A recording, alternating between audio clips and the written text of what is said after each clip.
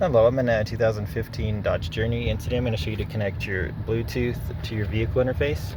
So first, make sure your vehicle's on, which this currently is, and your display's on. And then from here, we'll go to this player symbol, and then at the touchscreen, hit Bluetooth. Would you like to connect and pair a new device? Yes. And there is a limited number of devices, so you might need to delete one first. So with the pairing menu, from your phone on, make sure your Bluetooth is on, and usually if you push and hold that, it'll open your pairing menu. So pair new device, and it's a Uconnect in this case. You should see a pin here. It wants to do 0000.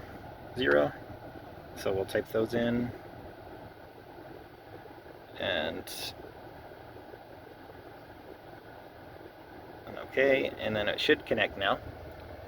And once this whole process is done, you should be able to listen to music, all that sort of stuff, take calls. And a newer model might be able to do maps and things as well. If you want it to automatically try to connect to your device every time, you can hit yes and it'll be the main one.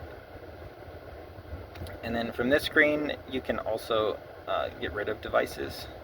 So there, if you need to delete a device, yes. Usually like 5 to 6 or so is the maximum phones you can have. But that's it.